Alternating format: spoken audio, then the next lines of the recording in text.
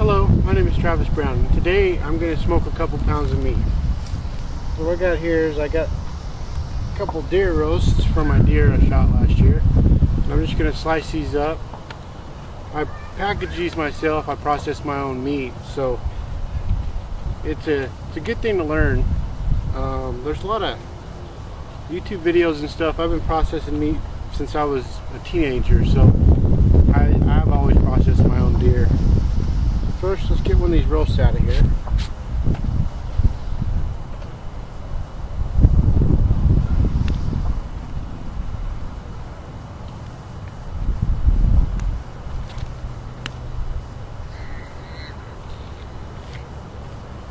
Alright, I got a little roast out.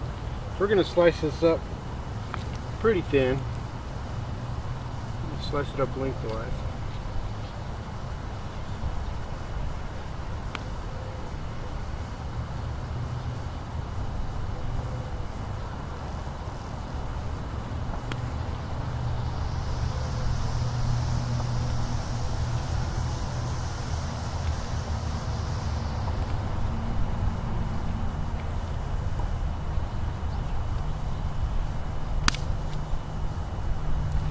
About 1/8 inch thick, I guess, is what we're doing.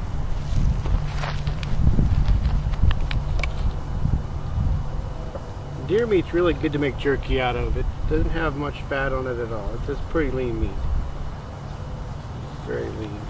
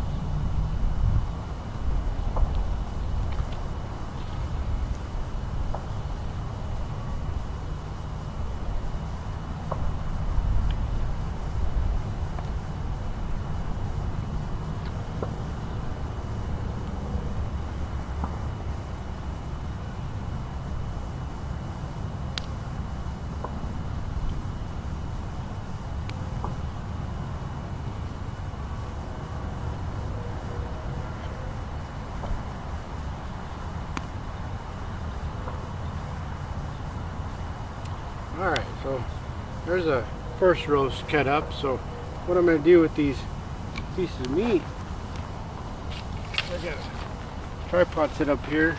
I lashed some cross members onto it. I'm just going to lay these over these pieces of wood that I've stripped the bark off of, and I'm just going to lay them over it just like that. And I'm going to set it on the cross members. And then got my fire going, and I'm going to keep my fire low so the smoke will come up. It's not too windy, and it's pretty cloudless, but if the clouds start rolling in, I've got a tarp ready to put over my tripod in case it rains, so I keep the rain on. So let me get some of these sticks, put some meat on some of these sticks, and get some more roast cut up, and I'll get back to you.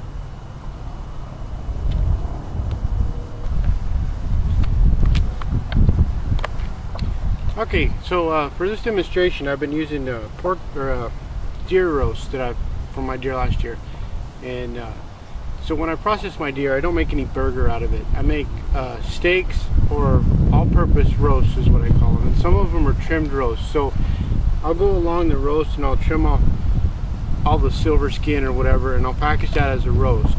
Some of the muscles, the hindquarters, I'll package as an all-purpose roast, and I can. When I pull them out of the freezer, I've got an all-purpose roast that I know I can trim up to make a roast, or I could trim it into steaks, or I can make jerky out of it.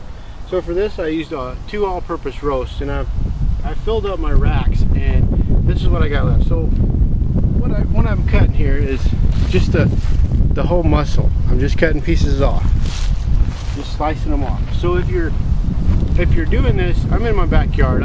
I can afford to cut some pieces off that I don't want and just put them back in the bowl. But if you're in the wild, you'll want to use as much as you can. So just as there's a little bristle or silver skin, just leave it on there and throw it on there. I'm at home, I'm cutting some of it off, some of the gristle, but you don't want to leave any fat on there. If you see fat, I had a couple little pieces of fat on here. There's one. Just cut the fat off, because the fat it'll turn rancid on you. It don't keep as well as just the meat. So I've got my racks they're all loaded up.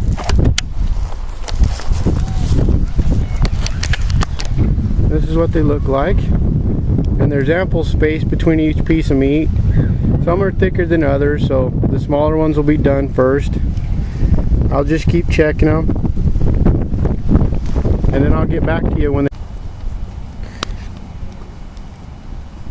So this meat's been drying for about 1.5 hours now, and you can see it's changing colors, getting dried up.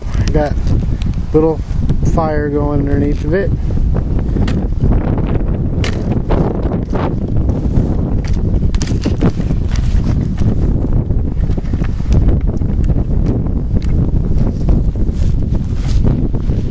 So this meat's been cooking for 1.5 hours. Couple of tips when you're cooking this: you want to keep your fire low. You want to cut your meat pretty thin, fairly thin. You want lots of space between each slice of meat, so they get lots of air flow through there. Right now, the wood I'm using apple, some maple, and I think that's about it. And they're just from my apple trees and my maple tree. So you want to, when you're doing this, the setup is really time consuming. It's the most difficult part, I believe. The rest of it, you're just sitting there waiting for it to cook. So you want to keep an eye on your fire, keep it low. Smoke's fine.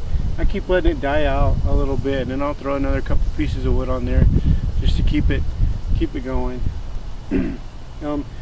All the sticks I used are curved, so when I put my slices of meat on there, I made sure the curve was going down, so when I set it on there and the stick rotated, the meat wouldn't come off, of course. And so we're gonna cook this a few more hours, and then I'll get back to you. So this is my jerky after 4 hours of cooking here. The wind's picked up a little bit. The fire's still low. So I'll keep you updated.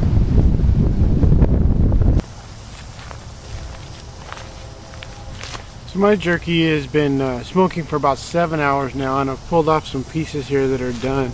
Let me show you what it kind of looks like when it's done. It's pretty hard. You can tell it's dry, brittle. It breaks. You can feel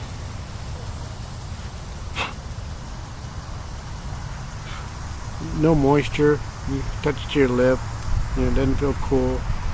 I mean, it's just dry. So I pulled this off, and I still got a bunch more. It's gonna cook for a couple more hours. And so what you want to do with this jerky is you want something that's permeable, that air can get through, and you want to wrap it in that. So I'm going to use this bandana and just wrap it in this bandana right here. So I'm going to cook up the rest of this, and I'll get back to you.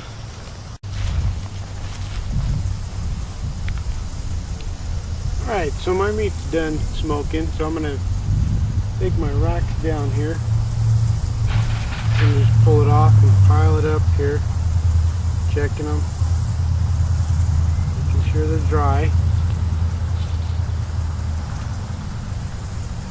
So I didn't use any spices or anything on this. This is just plain meat. You can soak it in salt or whatever you want, but for this demonstration I just used just regular roast from the deer. Used apple and maple for my wood, and then that's it. So yeah, this is what you want. You want it to just kind of fall apart. And it's not, it's just kind of crumbly.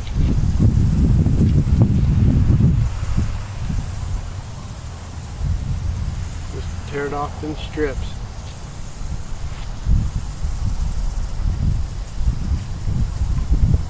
So this jerky, or smoked meat, it won't last as long as like store-bought, but This will be good for a little while. Good enough here for a while, but this isn't for long-term storage. You can put it in the freezer. If it's cold out, you can leave it out. It'll help store it better. You want to keep it dry. You don't want to expose us to any moisture in the water. If it gets wet, just eat it. Eat it right when it gets wet. You won't have to worry about it.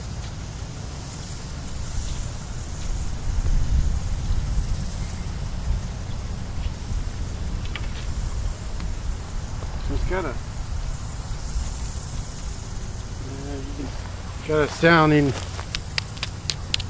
you know, you can tell it's dry. It's got a dry sound to it.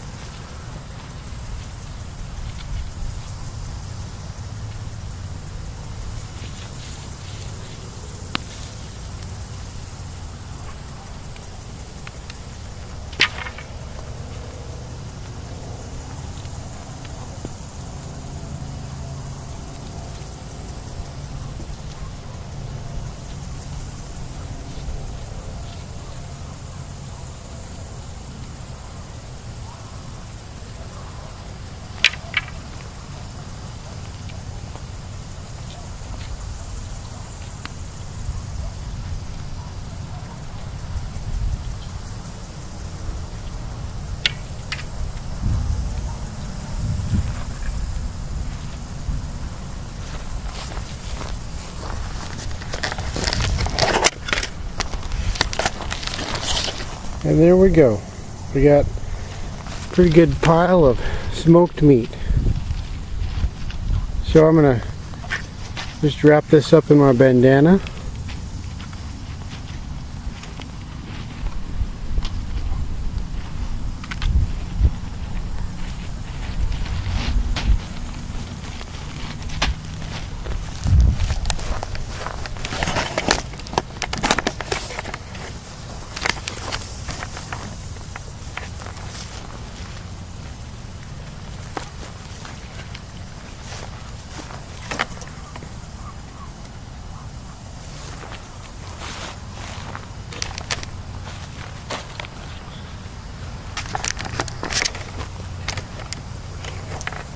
Sorry about that.